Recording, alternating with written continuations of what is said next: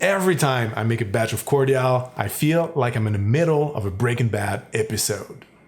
I don't know why.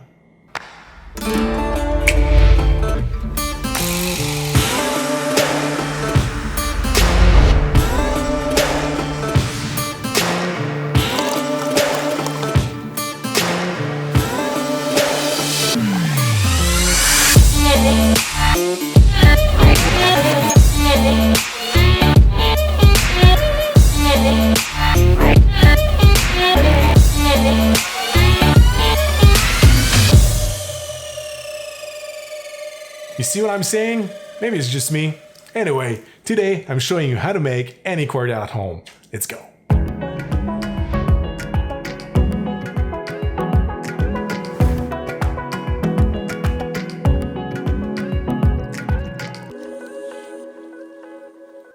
What's up guys, welcome back to the channel. Thank you very much for joining us again for this new cocktail video. Today I'm gonna give you the recipe of what I like to call the universal cordial, a tart syrup that can replace sugar and citrus in your cocktails. Now, I told you before on the channel that when you use citrus in a cocktail, it needs to be fresh, otherwise it's not worth it. Well, cordial is the exception to the rule. Before I give you the recipe of the cordial, I would like to talk a little bit about the different acids that you can use. If you understand them properly, you will be able to create some cordials according to the flavors that you want to replicate. Personally, there are 3 different acids that I use most of the time. Citric acids, which come from citruses, so it's really good when you want to replicate lime or lemon flavors. Then there's the tartaric acid. This one comes from grapes, so it's really good when you want to add some fruit flavors to your cordial.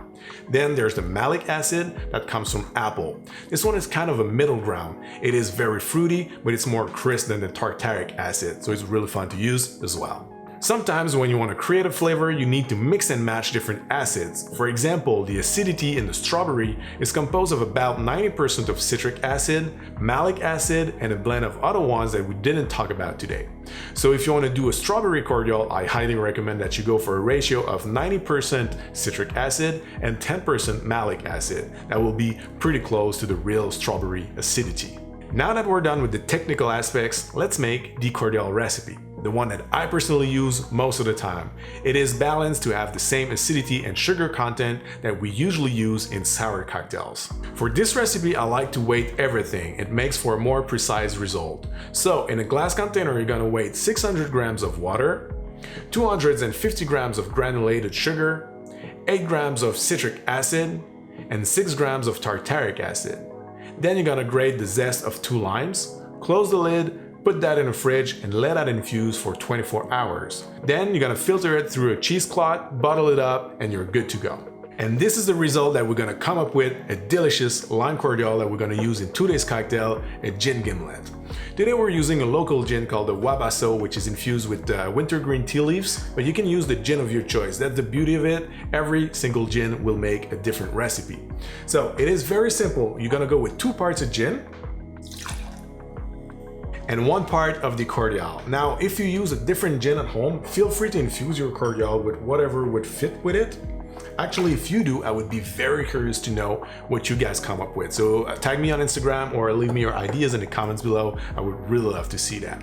And that's it. We can add ice to our shaker and give it a very good shake for about 10 seconds.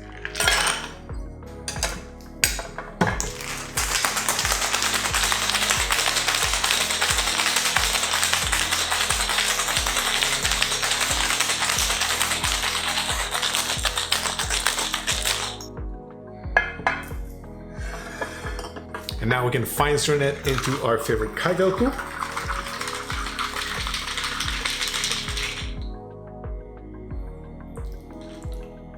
And for the garnish, I will use wintergreen tea leaves because of the gin I'm using, but feel free to use whatever garnish that will complement the gin that you chose. And now, this is totally optional, but I like to spray a little bit of peated scotch on top of this cocktail. It makes for a very surprising nose and it pairs beautifully with the gin I'm using today. So you can go with 1 or 2 spritz, up to you, just like that. And this, my friend, is how you make a Gin Gimlet with my universal lime cordial. Cheers.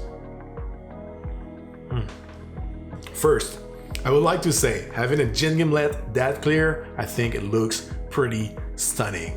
Now on the nose, obviously you get a lot of peat from the scotch that pairs beautifully with the wintergreen tea that is coming through. Makes you feel you're having a walk in the forest with a fire burning somewhere. It's pretty cool.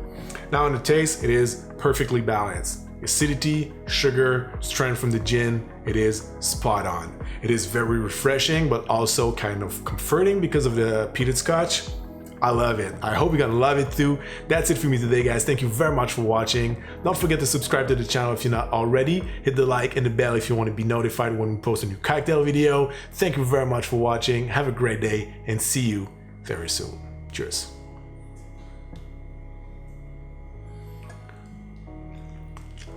Cheers.